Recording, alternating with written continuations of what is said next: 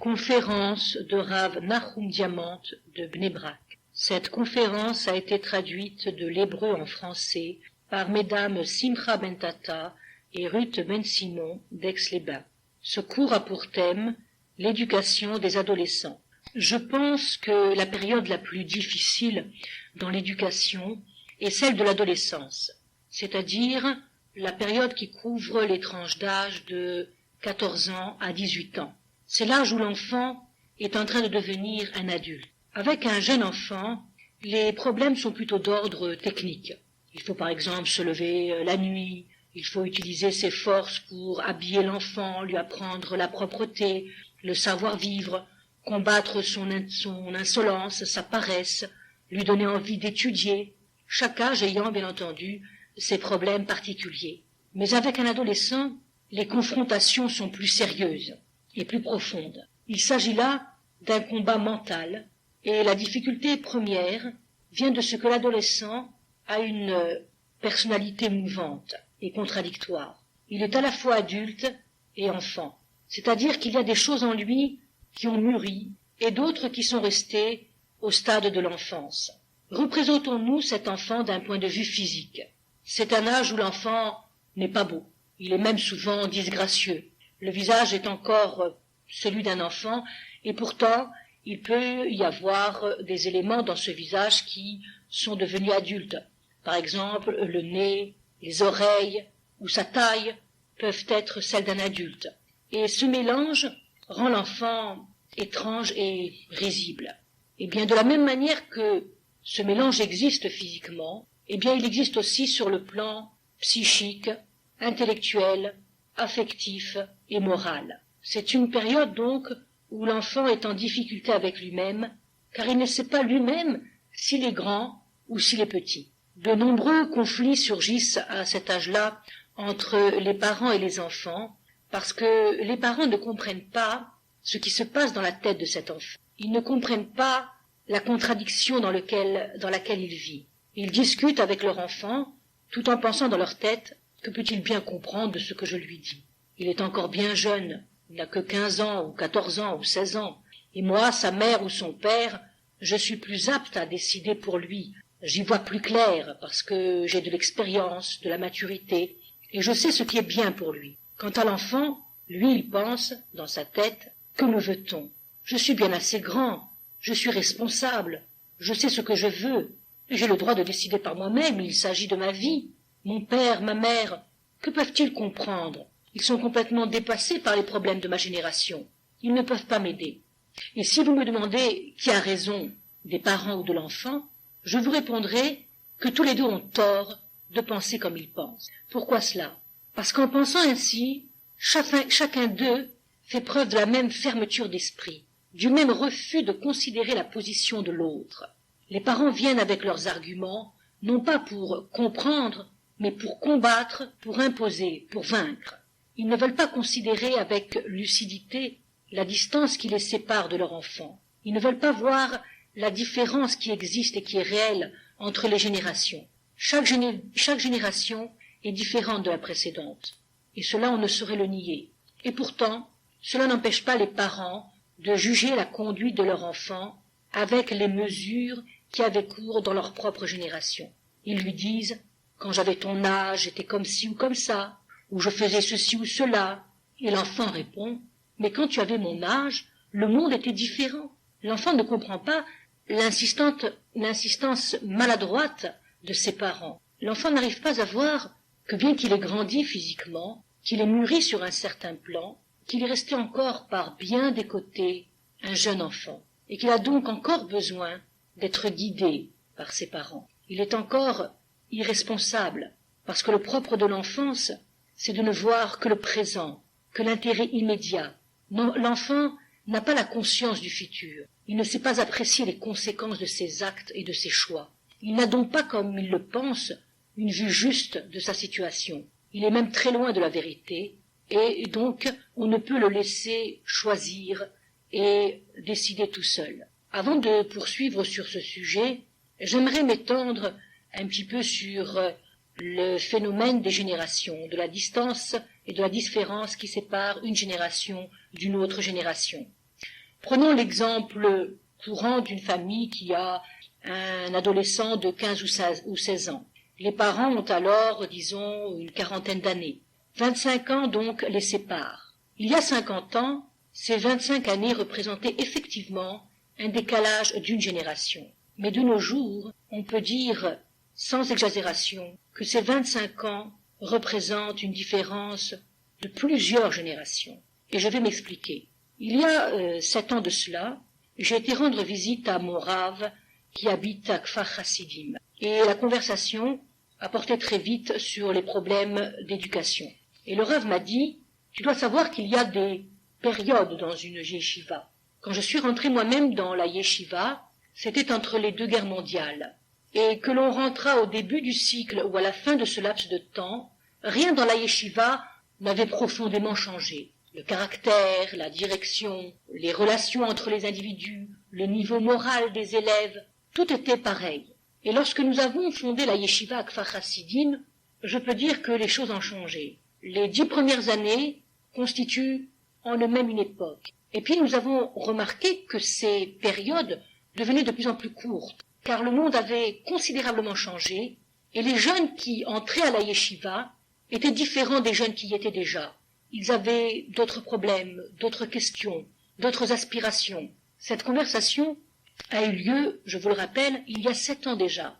Depuis donc du temps a passé, et depuis le monde a énormément changé. Ce qui fait qu'on peut dire de nos jours que chaque année qui passe presque représente une nouvelle génération. Donc lorsque nous reconsidérons les 25 ans qui nous séparent de nos enfants, il ne s'agit plus, comme je l'ai dit, d'une génération, mais bien d'une différence de 10 ou 15 générations.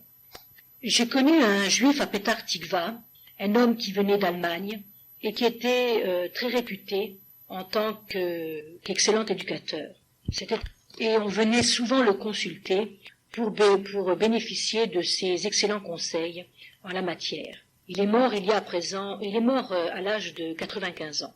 Et avant sa mort, il a dit, dans les Perkei Avot, Mishnah 22 du Perek Hamishi, on divise la vie d'un homme en plusieurs périodes. Et entre autres, il y est écrit, à 60 ans, c'est l'expérience de l'âge mûr, à 70 ans, c'est la vieillesse, à 80 ans, la force morale, à 90 ans, la méditation, et enfin, à 100 ans, l'homme est comme mort, éloigné qu'il est du monde. Et il m'a été longtemps difficile de comprendre pourquoi on disait qu'à 100 ans, l'homme était comme mort, parce qu'il était éloigné du monde. Et aujourd'hui, que j'approche de cet âge, et que les gens continuent cependant à venir me voir pour me demander des conseils sur l'éducation, je comprends ce que nos sages ont voulu dire. À 90 ans, j'étais encore à même de discuter sur les sujets éducatifs, mais il m'était impossible de ressentir vraiment la situation, car la différence des générations est grande. Et à 100 ans, je pense qu'un homme ne peut plus du tout comprendre la société dans laquelle il vit. Il est complètement annulé face à cette société, et je crois que c'est pour ça qu'on dit qu'il est comme mort. Et l'explication de cet homme, donc, éclaire à mon avis ce que l'on raconte dans la Gemara à propos du tzaddik Roni Améagel. Il était connu qu'en période de sécheresse, on faisait appel à lui. Il dessinait un cercle, et il rentrait dedans, et il priait Hachem en disant « Je ne sortirai pas de ce rond tant que tu n'auras pas fait tomber la pluie. » Et aussitôt, la pluie tombait. On raconte dans la Gemara qu'Hachem a fait tomber sur Roni un sommeil qui a duré 70 ans. Et au bout de ce laps de temps, il s'est réveillé et il s'est rendu au Beth Midrash. Là-bas, il y a rencontré ses arrière-petits-fils. Et puis il a entendu des gens qui étudiaient entre eux la Torah. Et l'un d'eux a dit « Les choses nous sont très claires, comme au temps de Roni Améagel. » Alors Roni s'est levé, il s'est avancé, et il leur a dit « Roni, c'est moi. » Bien entendu, personne n'a voulu le croire, et tous se riaient de lui.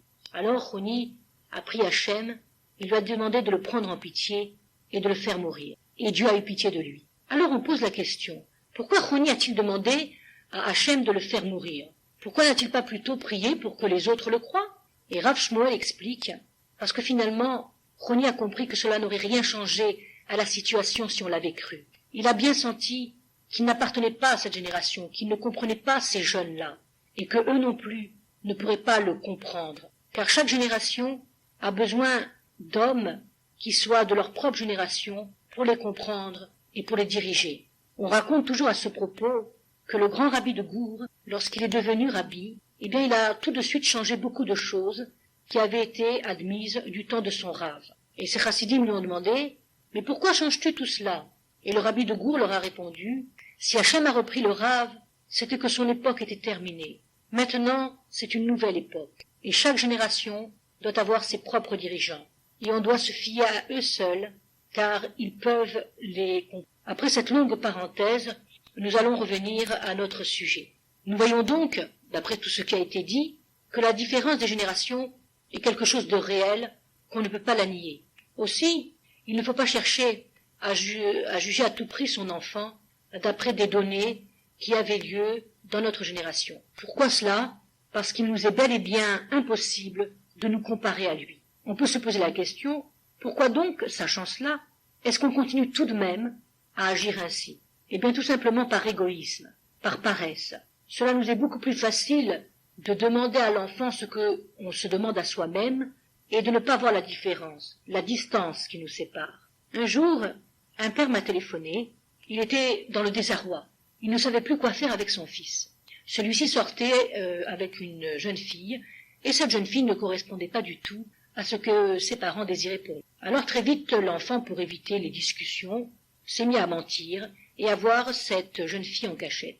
Mais ses parents s'en sont aperçus un jour, et le père a fait la leçon à son fils. Il était tout à fait scandalisé, et il lui a dit « Moi aussi à ton âge, j'ai fait beaucoup de bêtises, je comprends cela. J'ai fait moi aussi des choses qui déplaisaient à mes parents. Mais sache que jamais je ne leur ai menti. Et toi, tu me mens. » Et le fils a répondu, très calmement, « Tu m'as toujours appris qu'il fallait respecter son père et sa mère, qu'il fallait les écouter, et maintenant, tu viens de m'avouer toi-même que tu n'écoutais pas les tiens quand tu avais mon âge. Et pourquoi tu ne les écoutais pas? Eh bien parce que tu pensais, comme je pense moi, que tu sais mieux qu'eux ce qui est bon pour toi. Et pourquoi tu ne mentais pas? Eh bien parce que tu pensais que ce n'est pas bien de mentir. Tu faisais donc ce que tu voulais? Eh bien moi aussi je fais comme toi, je fais ce que je veux. Et moi je pense qu'il est bon de mentir pour éviter des histoires et pour avoir la paix. Pourquoi devrais-je toujours t'écouter et juger de ma conduite d'après ce que toi tu penses être le bon ou le mauvais?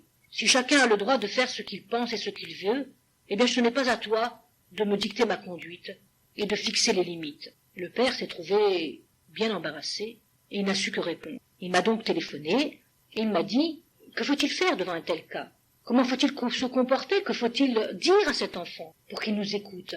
Parce qu'après tout, nous ne voulons que son bien. » Alors je lui ai dit « La seule chose à faire à présent, eh bien c'est tout simplement de reconnaître ses propres erreurs, de reconnaître ses faiblesses, de lui expliquer que oui, tu as raison, à ton âge j'ai fauté, j'ai pas écouté mes parents, et à l'époque je ne comprenais pas qu'ils voulaient mon bien, et maintenant que je le comprends, eh bien je regrette ce que j'ai fait.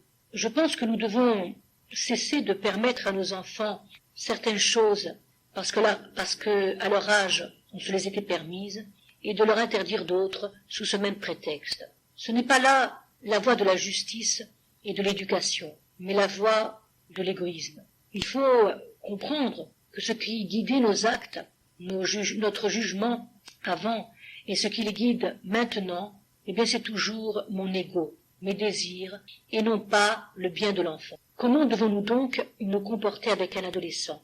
Eh bien surtout avant tout, avec beaucoup d'amour et de chaleur. Parce qu'il est grand, alors nous pensons que nous pouvons le délaisser et le laisser agir tout seul. Et nous attendons souvent de lui une attitude très responsable, et cela dans toutes les circonstances. Mais il faut savoir qu'il en est incapable et qu'il a toujours besoin de nous. Et il veut cependant, et c'est là que réside la contradiction, décider par lui-même. Et nous devons l'aider. Comment cela? Eh bien à la manière d'un père qui apprend à nager à son fils. Le père laisse le fils aller dans l'eau et effectuer des mouvements, et même boire des tasses, mais il glisse ses mains sous lui pour qu'il ne coule pas. Mais nous, que faisons-nous? Eh bien, soit nous voulons tout décider pour notre enfant, soit nous le laissons se débrouiller tout seul, en pensant qu'à présent il est bien assez grand pour prendre sa vie en main. Mais nous devons savoir que notre enfant, même à l'âge de 14 ans, de 15 ans, de 16 ans, de 17 ans, de 18 ans, a toujours besoin de notre soutien, de notre amour, et beaucoup plus même qu'avant, et il a surtout aussi besoin de l'enfance. Qu'est-ce que cela veut dire? Eh bien, cela veut dire que souvent un enfant, dès qu'il a passé un certain âge, eh bien, nous lui défendons de jouer, disons, je sais pas, aux petites voitures, nous lui faisons honte, nous lui disons, ce n'est pas de ton âge, tu es grand maintenant. Mais il faut savoir que si l'enfant joue de temps en temps aux petites voitures précisément, c'est qu'il en a besoin. Il a encore besoin des jeux de l'enfance, de l'insouciance de l'enfant. Il faut le laisser s'exprimer, car si on l'en empêche, eh bien cela peut créer chez lui de graves troubles et des complexes inutiles qui vont gêner son épanouissement. Une mère qui assistait à la conférence l'a alors interrompue et a posé une question au Rav. Elle lui a dit « Si les générations sont si différentes, si on ne peut pas se comprendre, alors on doit laisser l'enfant faire ce qu'il veut ?»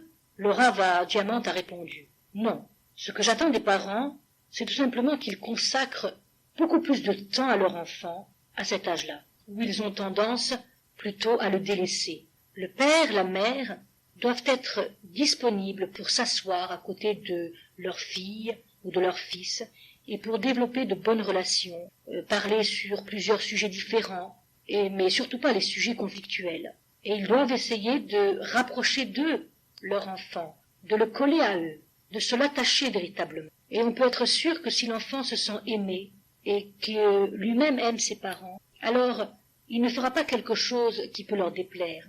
Il faut amener l'enfant avec amour à accepter ce qu'on leur dit. Car si on les y contraint, alors on est sûr d'arriver à un point de rupture. De nombreuses mères viennent me trouver et me disent « Je n'arrête pas de lui parler, et j'ai l'impression de parler à un mur, que c'est complètement inutile, que ça rentre d'une oreille, que ça sort de l'autre. Combien de fois est-il possible de répéter la même chose sans se lasser, s'énerver ou désespérer ?» Et je leur réponds. Un grand professeur, Rabbi Eliaou Lopian, m'a enseigné, lorsque j'étais jeune, la morale et la Torah. Et j'ai énormément appris de lui. Mais il y a certaines choses que je n'ai compris que plus tard. Entre autres, celle-là. Chaque semaine, il donnait à chaque classe différente un cours de morale. Et chacune de ces classes avait un carnet sur lequel étaient inscrits ce que les enfants de la classe prenaient sur eux pour s'améliorer. Et chaque semaine, le Rav prenait ce carnet et lisait tout ce qu'il contenait à la classe tout entière. Et cela chaque semaine, inlassablement, même si les élèves ne respectaient pas du tout ce qui était écrit. Et moi je me demandais, mais pourquoi répète-t-il toujours la même chose? Il voit bien que ça ne sert à rien, qu'on n'a rien fait. Mais maintenant, je me rends bien compte que toutes ces choses qu'on m'a tellement répétées au cours de toutes ces années, eh bien ces choses-là sont rentrées dans ma tête et font partie de moi, et malgré moi, je les applique. Et c'est ainsi que se fait l'éducation. L'éducation est répétition. Les parents doivent répéter sans relâche à l'enfant, jusqu'à ce que les paroles qu'ils leur disent deviennent une partie de lui-même, qu'il le veuille ou non. Et il en sera complètement imprégné, et plus tard, il s'en rappellera. Prenons l'exemple de l'apprentissage de la propreté à table. Nous répétons sans arrêt à l'enfant de manger proprement, avec une fourchette et un couteau. Et lui, invariablement, il ne nous écoute. Et pourtant, lorsqu'il deviendra un adulte, nous pouvons être certains qu'il va manger avec un couteau et une fourchette, et non pas avec ses doigts, car ce comportement est devenu, au fil des années, une partie intégrante de lui-même. Un autre exemple. Il nous est demandé de raconter à notre enfant le récit de la sortie d'Égypte. Et nous pouvons comprendre que, effectivement, l'enfant doit connaître l'histoire de son peuple, les miracles que Hachem a fait pour lui. Mais le commandement est valable pour chaque année. Chaque année, nous devons raconter à notre enfant le récit de la sortie d'Égypte. Et notre enfant a maintenant 18 ans, et il a entendu une quinzaine de fois cette histoire, et il a étudié à la yeshiva, il connaît tous les commentaires de nos sages sur le sujet, il a étudié la Gemara à ce propos, et pourtant, il faut continuer à le lui raconter. Et pourquoi cela? Pourquoi toutes ces répétitions d'année en année? Eh bien parce que chaque fois, chaque année, la croyance est ancrée un peu plus profondément en lui. Donc, il ne faut surtout pas arrêter de répéter à l'enfant les mêmes choses, car c'est ainsi que les choses vont s'ancrer en lui et vont faire partie de lui-même. Au risque de me répéter à mon tour, je conseille donc, comme je l'ai dit plus haut aux parents, de s'asseoir avec l'adolescent et de lui parler beaucoup, énormément, sur toutes sortes de sujets et de développer des liens d'amitié. Et nous devons aussi lui donner la possibilité de se sentir parfois un enfant. Car si nous lui disons constamment « tu n'es plus un bébé, ne fais pas telle ou telle chose, comporte-toi comme ci ou comme ça », eh bien on fait porter sur lui un poids trop lourd. Surtout que pour d'autres sujets, nous n'hésitons pas à lui dire « tu es trop petit, quand tu seras plus grand, tu comprendras ». Notre adolescent est sans cesse ballotté entre le fait qu'on lui dit qu'il est petit ou qu'il est grand. Et il ne sait plus du tout où il en est. Il ne sait plus du tout où se situer. Et cela crée des complexes et des contradictions très fortes en lui. Tandis que si nous lui permettons de se comporter de temps en temps comme un enfant, de jouer, parce qu'il en a besoin, eh bien il nous sera plus facile de lui dire qu'il est encore jeune pour écouter certaines conversations ou pour parler de certains sujets. Nous devons surtout lui dire d'une manière très précise qu'à son âge, eh bien c'est sûr que pour certaines choses il est assez mûr et que pour d'autres il ne l'est pas, et que ce n'est pas une honte, que c'est ainsi que se passe l'évolution d'un être humain, et lui dire qu'on ne veut rien lui cacher, que tout lui sera dit en son temps, quand il pourra assimiler ce qu'on a à lui dire. Le cours a de nouveau été interrompu par une mère qui a demandé « Jusqu'à l'âge de 15 ans, mon fils était très ouvert avec nous, il nous parlait beaucoup, il nous racontait tout ce qu'il faisait, et puis ces derniers temps, il s'est complètement renfermé sur lui-même, et il ne nous dit plus rien. Et j'aimerais savoir ce qui s'est passé et comment empêcher cela. » Le Rav Diamant a répondu « Je pense que votre fils était ouvert avec vous parce qu'il se sentait aimé, et qu'il se refermait par la suite parce qu'il a tout simplement senti que vous vous êtes arrêté de vous occuper de lui. Vous avez dû croire que maintenant qu'il était grand, il n'avait plus besoin de vous, ou bien alors vous l'avez délaissé, ou bien peut-être avez-vous tout à coup été plus exigeante envers lui, et au lieu de vous asseoir et de parler gentiment avec lui, vous avez commencé à lui imposer une certaine conduite. Et pour avoir la paix, eh bien votre fils s'est tout simplement refermé sur lui-même. C'est terrible parce que, précisément à l'âge où l'enfant a besoin de nous, vers 14-15 ans, eh bien nous arrêtons de lui montrer notre affection, notre amour. Nous estimons qu'il est complètement ridicule de le caresser, de l'embrasser. Nous sommes gênés de faire cela. Nous voulons bien caresser et embrasser les petits, mais pas les grands. Et cela est une erreur, parce qu'à chaque âge, l'enfant a besoin qu'on lui témoigne des marques d'affection et d'amour, de même que n'importe quel individu, à n'importe quel âge. Sinon, l'enfant peut très bien croire très vite qu'on ne l'aime plus, et il se referme sur lui-même. Une mère souvent n'ose pas embrasser son fils qui a 13 ou 14 ans. Et il faut que l'enfant se soit absenté pour 2 ou 3 jours pour mériter à son retour un baiser. Mais il faut savoir que si on ne leur donne pas à la maison cette affection, eh bien ils iront la chercher ailleurs. Et si on ne veut pas les embrasser parce que vraiment on est gêné, eh bien il y a d'autres marques d'affection. Et la meilleure preuve d'amour sera et toujours la disponibilité. S'asseoir avec son enfant, l'écouter, lui parler, jouer avec lui, échanger des idées. Je voudrais parler d'un autre problème douloureux qui me tient à cœur, celui des enfants qui ont grandi trop vite physiquement. Je m'explique. Si j'ai par exemple 2 enfants, un qui est l'aîné, mais qui est de petite taille, et l'autre, le cadet, qui est beaucoup plus grand physiquement, eh bien j'aurais tendance à gâter plus le petit que le grand, et à exiger une conduite plus responsable de la part de celui qui est grand physiquement, plutôt que de celle de son frère, qui est cependant plus âgé, donc plus mûr. Et nous voyons bien que cette conduite est complètement injuste et absurde, car ce n'est pas le corps de l'enfant qu'il faut considérer, mais son âge. Et l'enfant qui est grand physiquement en souffre énormément. Il souffre dans sa famille, car on exige de lui une certaine conduite, et il souffre à l'école, parce que ses camarades se moquent de lui, et que ses professeurs sont beaucoup plus sévères avec lui. Un enfant qui a 14 ans et qui en paraît 18, s'il se conduit selon les enfants de son âge, paraîtra stupide et retardé, et tout le monde se moquera de lui. Mais l'enfant, lui, ne comprend pas cela, et il pense que personne ne l'aime, il pense que ses parents font des différences, des préférences, et qu'ils ne l'aiment pas. Nous commettons aussi une autre sorte d'injustice. Souvent, nous nous conduisons envers un enfant d'après ce que nous ressentons pour lui. Et l'enfant n'a pas à supporter cela. Si nous préférons le physique ou le caractère de son frère ou de sa sœur, il n'y est en rien responsable. C'est à nous, adultes, de nous surmonter pour lui donner beaucoup plus d'attention, justement qu'à ses frères et qu'à ses sœurs, car il n'est en rien responsable de notre penchant naturel pour les autres. Il est notre enfant, il est un enfant, il a les mêmes droits que son frère ou que sa sœur. Nous voyons donc, par tout ce que nous avons dit, que pour éduquer, il faut faire beaucoup d'efforts. Il ne s'agit pas d'être un bon pédagogue, il s'agit avant tout d'être un homme qui se travaille, qui travaille les traits de son caractère, qui travaille ses midotes. Et c'est là le point essentiel du travail éducatif.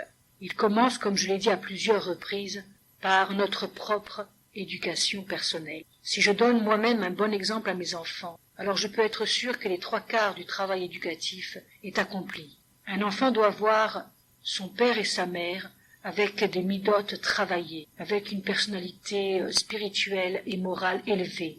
Il doit avoir le désir d'imiter son père et sa mère. Un père qui a des contradictions, qui applique 2 lois, une pour lui et une pour ses enfants, ne réussira pas à inculquer des principes moraux à ses enfants. Il n'engendrera que des conflits. Si un enfant sait que pour son père, mentir est un vilain défaut, alors il ne doit jamais voir son père mentir. Son père doit être lui-même un exemple, car il n'acceptera jamais que son père ait le droit de mentir et que lui n'en ait pas le droit. Il est essentiel pour réussir l'éducation d'un enfant qu'un enfant voit que ses parents font eux-mêmes ce qu'ils exigent de lui. Malheureusement, ce n'est pas ce qui arrive couramment. Nous vivons dans une génération qui aime la facilité, dans une génération dont les gens ne sont pas prêts à surmonter les problèmes de la vie et à renoncer à leurs plaisirs, à leurs loisirs.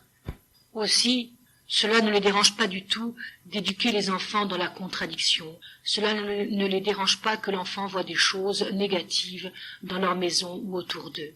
Nous sommes dans une génération où nous préférons nous mentir à nous-mêmes et penser que l'enfant est trop petit pour voir ses contradictions et qu'il n'y prête pas du tout attention. Et ainsi, cela nous procure un alibi pour pouvoir continuer à agir selon notre bon plaisir. Et puis après cela, on ira se plaindre de la mauvaise conduite de ces enfants et des difficultés que nous rencontrons avec eux. Prenons l'exemple d'un paresseux qui doit aller travailler et il voit un lion sur la route. Tout aussitôt, il décide qu'il ne peut pas aller travailler. Celui qui veut voir le lion le verra. Celui qui veut voir les difficultés les verra. Mais celui qui veut malgré tout aller au travail, malgré les difficultés, celui-là trouvera un chemin pour pouvoir y s'y rendre. Mais nous cherchons le lion, nous cherchons les difficultés pour ne pas faire d'efforts, pour pouvoir baisser les bras et pour pouvoir nous plaindre. Alors nous disons sans cesse pourquoi la vie est si dure, pourquoi nos enfants sont-ils si difficiles, pourquoi nous font-ils tant souffrir. Les gens me demandent comment vous débrouillez-vous avec vos 10 enfants. Nous n'en avons que 2 et nous sommes complètement débordés. Et moi je réponds que celui qui n'a pas la volonté de travailler dur pour élever un enfant, alors c'est sûr qu'avec 2, il se trouvera débordé. Comme le disait Napoléon, celui qui n'a pas la volonté de devenir général, ne pourrait pas être même un bon soldat. Car pour être un bon soldat, il faut avoir l'ambition de devenir un général. Mais celui qui fait les choses par obligation, sans aucune motivation, celui-là, il fera un mauvais soldat. Celui qui n'est pas prêt à s'éduquer lui-même, à faire des sacrifices, à faire des efforts sur son caractère, alors celui-là, il ne pourra pas élever son enfant dans la réussite. Les parents ne sont pas conscients que la tâche éducative passe par le travail intensif qu'ils doivent faire sur eux-mêmes pour travailler leur midote, pour renoncer à leur égoïsme. Ils viennent me voir et me disent « On ne comprend pas.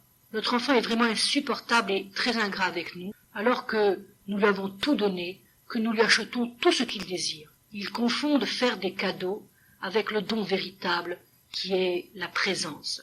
Les enfants n'ont pas besoin de cadeaux coûteux, ils n'ont pas besoin de jouets, ils réclament avant tout de l'affection, de l'attention et surtout, un exemple à imiter.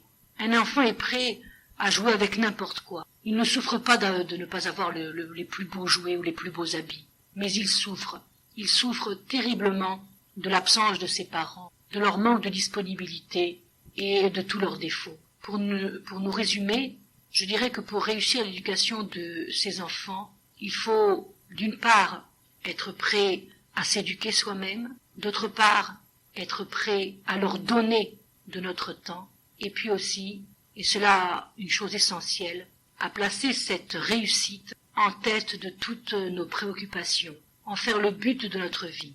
Celui qui veut être médecin, qui en fait son but dans la vie, eh bien celui-là réussira, parce qu'il consacrera toute son énergie, toutes ses heures de loisirs, tout son temps pour cette chose-là. Et il en est de même dans le domaine de l'éducation.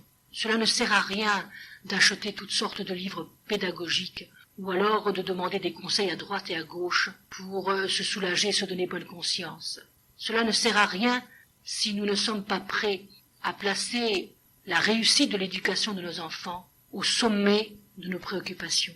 Si nous agissons ainsi, nous pouvons être sûrs que Hachem nous aidera, comme il est dit, aide-toi et le ciel t'aidera, et qu'il nous donnera le mérite d'élever une génération qui aura le mérite de voir Mashiach. Pour compléter cette cassette, nous avons traduit pour l'introduction du livre hébreu Orim Kemechanechim, écrit par Yafa Bar Zakai. La première partie de cette introduction a été écrite par Madame Ravon. Madame Ravon nous rappelle qu'être parent, c'est avant tout être éducateur, et c'est une chose à laquelle on ne pense pas souvent, c'est-à-dire être éducateur avant tout de nous-mêmes. Si un père ou une mère ne sont pas prêts à s'auto-éduquer, ils ne pourront pas être des éducateurs, ils ne pourront être que des parents. Rav Shimshon Raphaël Hirsch nous enseigne l'éducation de ses enfants doit commencer par sa propre éducation. L'éducation de son enfant commence aussi par la création au sein de son couple d'une relation chaleureuse, basée sur le respect mutuel et le désir de faire plaisir à l'autre, le souci constant des besoins de l'autre et de son intérêt. Les enfants, comme nous le savons tous, sont de grands imitateurs. Si nous savons nous dominer, ils sauront se dominer. Si nous prenons l'autre en considération, ils feront de même. Et si nous admettons nos erreurs et que nous cherchons à les réparer, eh bien, eux aussi, ils admettront leurs erreurs et ils se corrigeront. Il faut bien se rappeler que l'éducation de son enfant n'est en aucun cas la fin de sa propre éducation. Bien au contraire. Le problème principal de l'éducation, c'est la communication entre parents et enfants. Et c'est là une science particulière. Et nous devons savoir que chaque science a ses lois. Lorsqu'un enfant décide de parler avec ses parents, cela veut dire que quelque chose le pousse à le faire. Il est triste, ou bien il est heureux, ou bien il a fait quelque chose, et c'est sous l'influence d'un sentiment qu'il s'exprime. Mais, étant donné qu'il est un enfant, il lui est très difficile d'exprimer avec exactitude ce qu'il ressent. Aussi, sa relation avec nous est comme codée.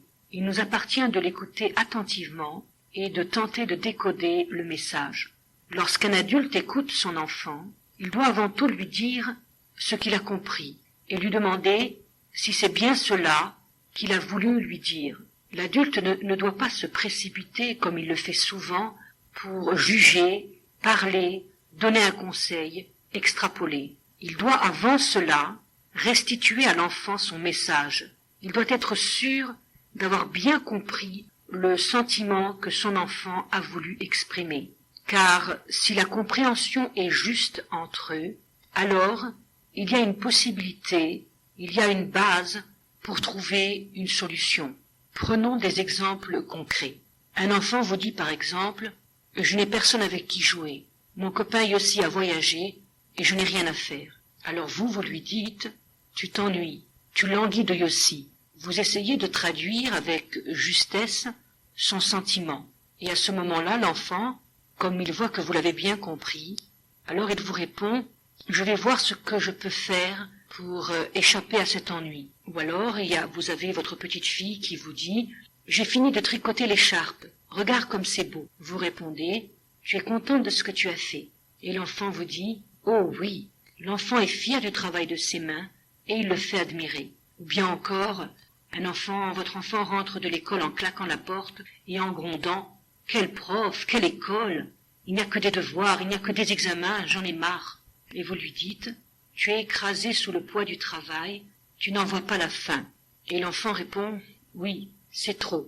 Et puis après un temps de silence, il vous dit, je vais essayer de voir ce qui est le plus important et je commencerai par là. Si l'adulte déchiffre justement le sentiment que l'enfant veut faire passer, alors il donne à l'enfant la possibilité de trouver tout seul une solution. Je suis certaine que ces exemples vous paraîtront puérils et insignifiants. Et pourtant, à ces mêmes questions, bien souvent, que répondons-nous? Dans le premier cas, on répond très souvent à l'enfant, « Oh, tu exagères, tu as plein de jouets, c'est pas parce que ton copain est parti que c'est la fin du monde. » Dans le deuxième cas, on se contente bien souvent de regarder le travail de l'enfant et de dire « Oui, c'est pas mal ».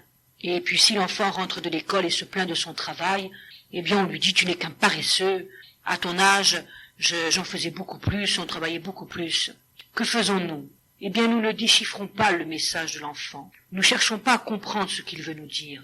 Non, nous nous contentons de porter un jugement et de le sanctionner. L'enfant se sent alors incompris et rejeté.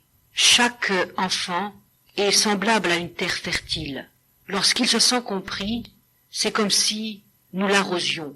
Et alors, il a la force de trouver seul la réponse à ses problèmes et il peut s'épanouir. Et si nous le jugeons, si nous critiquons sa conduite, eh bien, nous le fermons et il se laisse aller et il ne cherche pas de solution à ses problèmes. Le roi Shlomo Améler nous a dit « Éduque l'enfant selon sa voie », c'est-à-dire écoute-le, écoute ce qu'il a à te dire. Ensuite, tu chercheras le chemin qui conduit à sa voie, qui te mène à la compréhension de l'autre. Il est une loi importante. Lorsqu'un enfant nous parle, nous ne devons pas considérer le cas qu'il exprime, mais le sentiment qu'il veut exprimer. On ne doit pas essayer de voir si ce qu'il nous raconte est vrai ou faux, mais on doit comprendre pourquoi il ressent tel ou tel sentiment. Si un enfant vous dit qu'il reçoit moins de cadeaux que les autres membres de la famille, il ne faut pas le traiter de menteur et lui dire qu'il reçoit autant que tout le monde, même si cela est vrai. Mais il faut comprendre que l'enfant veut nous dire, en fait, qu'il se fait du souci avec sa relation avec nous-mêmes et qu'il se sent moins aimé. Et il faut essayer de comprendre pourquoi il se sent moins aimé, d'où lui vient ce sentiment d'injustice, d'insécurité, d'où lui vient ce manque, pour communiquer véritablement avec son enfant. Il faut savoir que le rôle des parents, c'est d'être comme une glace. C'est-à-dire qu'on ne doit pas déformer les sentiments que l'enfant veut exprimer, mais on doit lui restituer toujours ce qu'il veut nous dire. En agissant ainsi, l'enfant est donc sûr d'être compris, il est sûr qu'il est accepté, on lui donne confiance et il peut s'épanouir, se transformer et grandir. Cette cassette a été réalisée et produite par l'AFDT, Association féminine pour le développement de la Torah.